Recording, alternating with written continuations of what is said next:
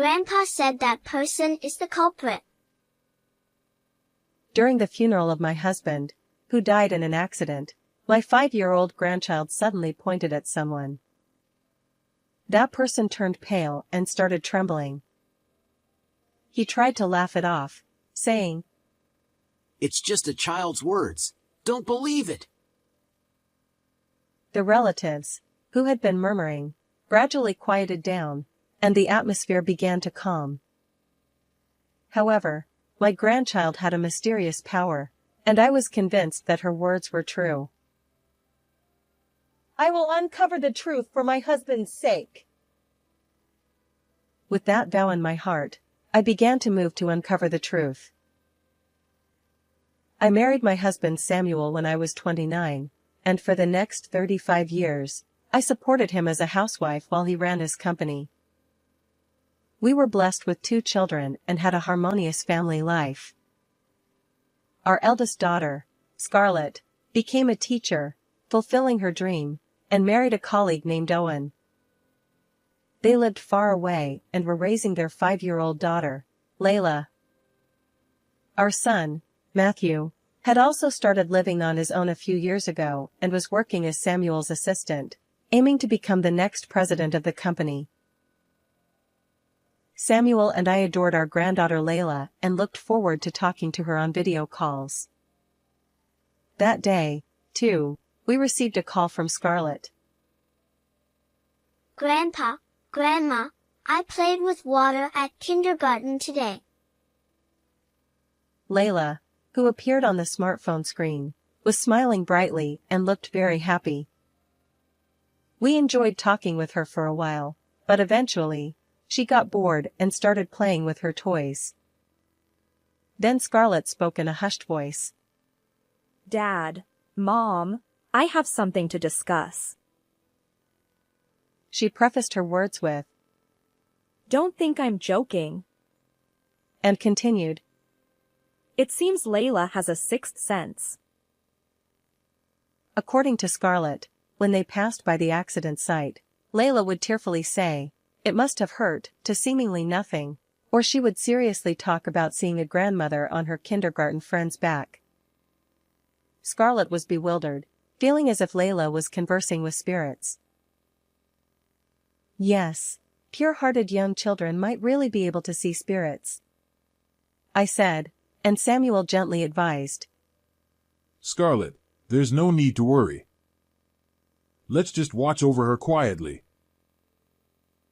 Hearing those words, Scarlett seemed relieved and nodded, her expression easing. I deeply loved Samuel, who was always calm and wise. Every day spent with him was very happy. However, a little while after that, "I'll be late tonight," he said as he left the house, but he never came back, no matter how late it got. Worried, I called Matthew, who was acting as his secretary, around midnight. "Matthew, sorry for calling so late. Samuel hasn't come home yet. Was he at a work dinner or something?" I asked, and I heard the sound of pages turning. "Dad said he was going out for drinks with Mateo tonight." Mateo was a classmate from Samuel's college days and could be called his best friend. I knew him too, and we were close as families. "Oh, if that's the case, then it's fine." "You know, Mom's birthday is coming up soon, right? Dad said he was going to discuss a present with Mateo. So, I don't think you need to worry." Hearing Matthew's cheerful laugh, I felt relieved. It wasn't unusual for Samuel to have a lively conversation with Mateo and stay out late. Then, I guess I don't need to worry. Let's go to bed. Good night. I hung up the phone with Matthew and crawled into bed. However, I was later awakened by the ringing of my phone echoing through the room. Groggily, I checked the time. It was 3:30 a.m. Wondering what was going on, I answered the call. This is the police. Your husband has been in an accident and is now in the hospital. I felt the blood drain from my body and immediately jumped up, heading to the hospital by taxi. Samuel, what happened? I desperately prayed for Samuel's safety in my heart. When I arrived at the hospital and rushed into the room, a harsh reality awaited me. Despite the doctor's best efforts, Samuel had already passed away. No, it can't be. Samuel, open your eyes. As I clung to Samuel's body, crying out, the police approached me. According to them, Samuel had been found by a passerby at the bottom of a long staircase. It was dark, with no one around, and there were no security cameras near the stairs. They concluded that it was likely an accident caused by slipping on the stairs. Samuel had broken his neck from the fall, which led to his death. Even as I listened, I couldn't comprehend it, feeling as if I were in a dream. After the police left, I calmed down a bit and called Matthew first. However, it was early morning, and I couldn't reach him, so I left a message about Samuel's death. Next, I contacted Scarlett, who answered the phone in shock and said, I'll be there right away. She hurried to the hospital.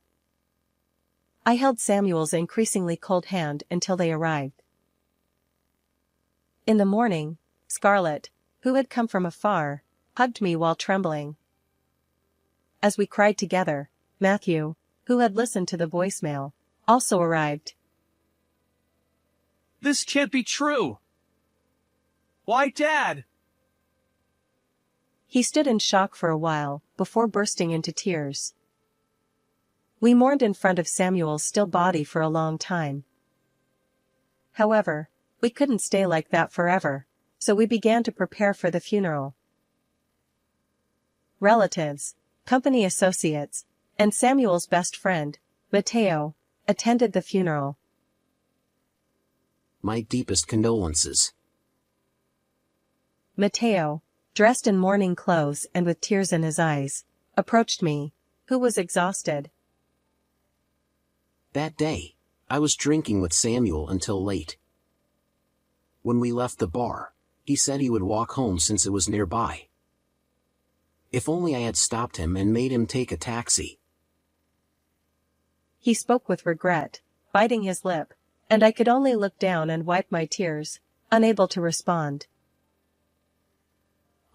That day, Samuel. What?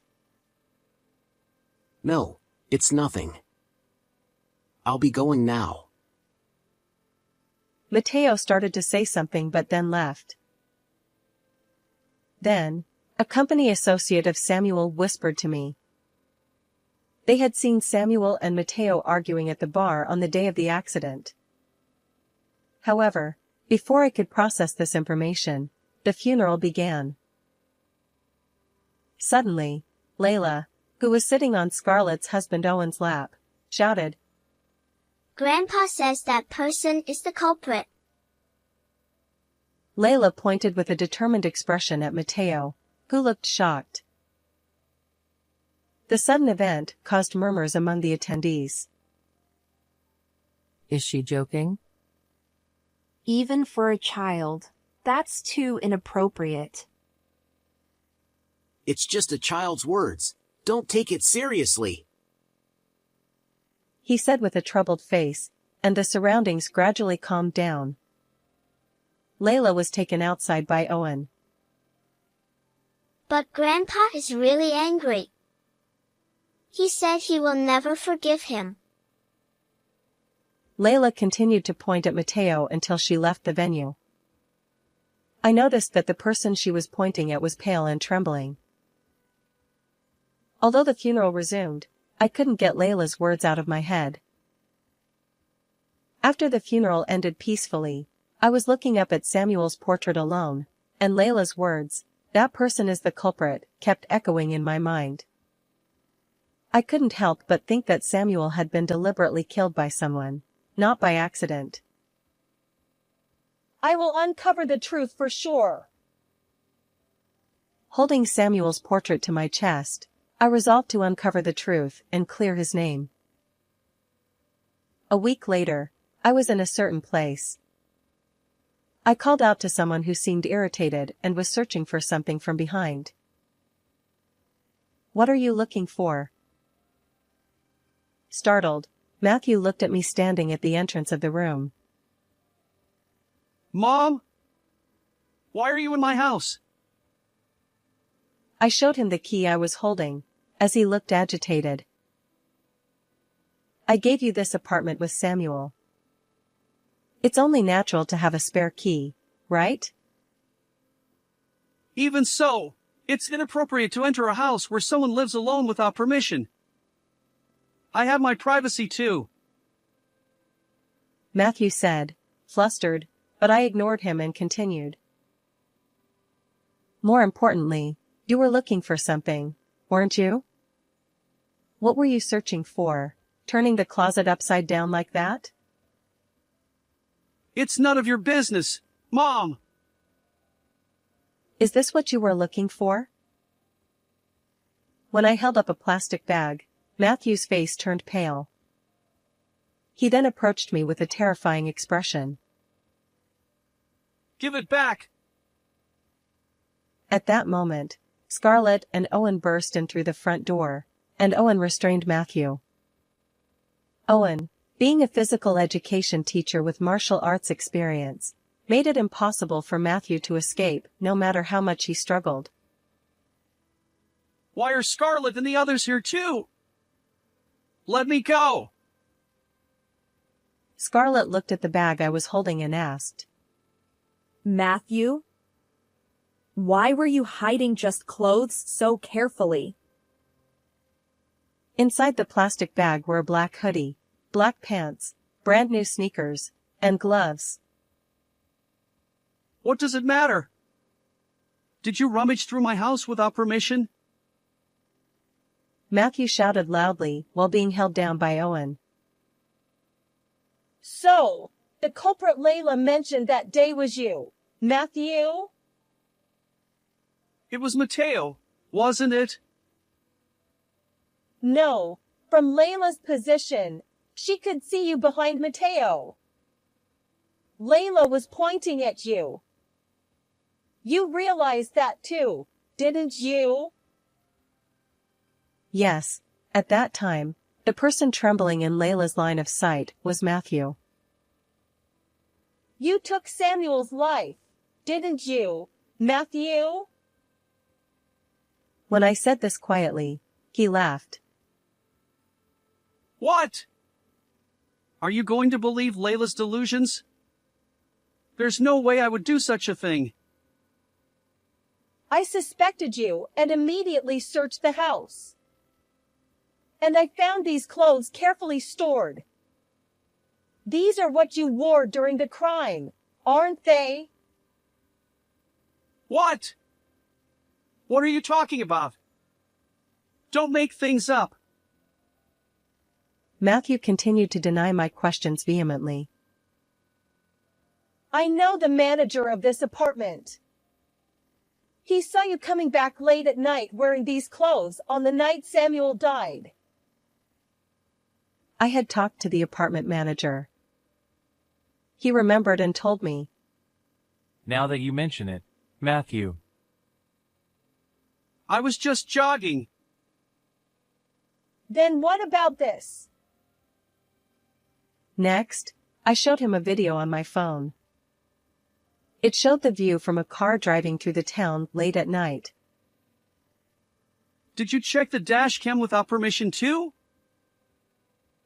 At the time of the accident, you parked at a coin parking near those stairs and returned about 30 minutes later. What business did you have there in the middle of the night?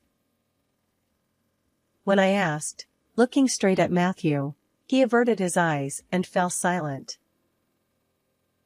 I spoke with Mateo.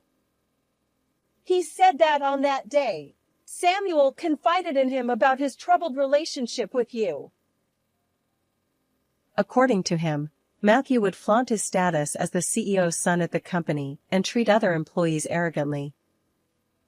However, his work as a secretary was sloppy, and Samuel often scolded him. Samuel kept this from me and Scarlett to avoid worrying us.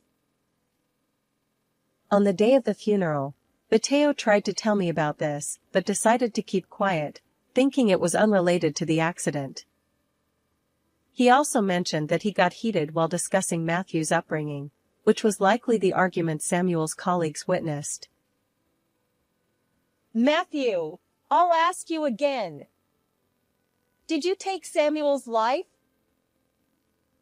As Scarlett, Owen, and I watched with bated breath, Matthew glared at me with hatred.